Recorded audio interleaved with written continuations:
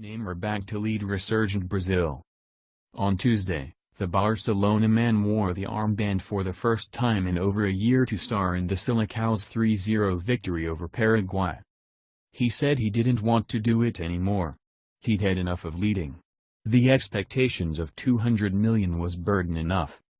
But on Tuesday Neymar did it again, captaining Brazil for the first time in over a year, proudly donning an armband he'd elected to give up in August 2016. And it was, eventually, a heroic return. Neymar starred throughout in Brazil's 3-0 victory over Paraguay, despite much of his early running seeing him fall slightly short. He set off on a number of winding runs in the first half, bamboozling the Paraguay defense and repeatedly drawing fouls in dangerous areas. The Barcelona forward had his penalty saved by Anthony Silva on 53 minutes, but made up for it 10 minutes later with a fine solo run that deserved the fortune of his deflected finish. The issue of the captaincy had set two very different tones for two very different Brazil coaches, and has played a major role in Neymar's form for his country. Previous boss Dunga's first real act as after his inexplicable 2014 appointment was to strip Thiago Silva of the role without even talking to the PSG defender. Upon his appointment in June last year, new coach Tite took the heat out of the debate by insisting he would rotate the role among a group of leaders. On Tuesday Neymar became the sixth different captain in 8 qualifiers. And the overwhelming weight of burden appears to have been lifted. In a coherent, cohesive and functional collective, no longer is it simply a case of Neymar or bust.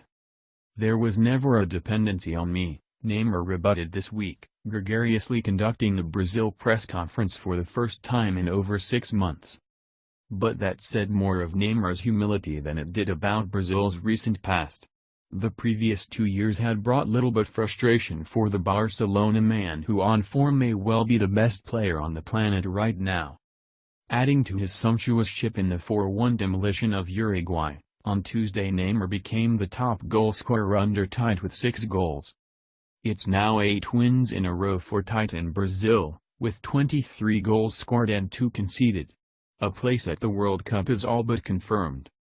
It's been a remarkable turnaround.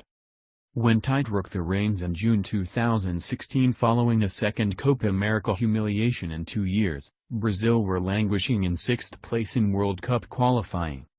The 5-time world champions were at their all-time lowest ebb. They'd made no progress in the 2 years since the unprecedented embarrassment of the 7-1.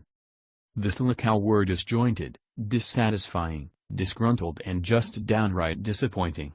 In just 9 months under new coach Tite they have been disinterred.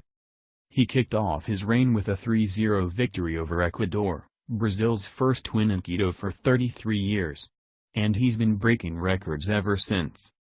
Last week he inflicted Uruguay's first home defeat since 2009, extending his winning run to 7 consecutive World Cup qualifiers to eclipse João Saldanha's record of 6 in a row. Thursday night's win over Paraguay made it a perfect 8. What reflects most impressively on Tite is that this is largely the same group of players who fell so desperately short under the previous management. Tite arrived and made adjustments, said Neymar. The players are not really different, it's the way of playing. Those adjustments have been manifold. Tite has pushed the team 20 yards upfield, bringing the lines closer together, which has allowed for added defensive solidity and, most significantly, provided greater options in attack. Central midfield, meanwhile, had long been the root of Brazil's issues, having turned their back on passing midfielders many moons ago. Tite has turned back the clock. Casemiro has provided a volante stable enough to operate without a partner in crime, which has created space for the cerebral, creative Renato Augusto, and a shuttling midfielder in Paulino. Tite has also got the best out of Felipe Coutinho, something Dunga had never come close to doing. He opened the scoring with a fine goal of slick interplay as he exchanged passes with a resurgent Paulino before firing home. The Liverpool man's fine form is best illustrated by the fact that the man he replaced, Willian, is the only player under Tite to lose his place in the team due to anything other than injury or suspension. Tite has the Midas touch, but just as important has been his personal touch. A belligerent Dunga had fallen out with anyone and everyone, frequently banishing first-team regulars in an increasingly confusing series of unnecessary conflicts. Tide has wiped the slate clean. Thiago Silva and Marcelo instantly returned after being cast aside for more than a year. Neymar has flourished. Brazil's leading man now has a supporting cast.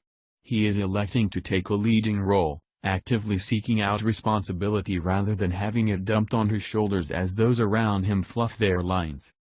And there are few leading roles more desirable in world football right now than that of the new Brazil story.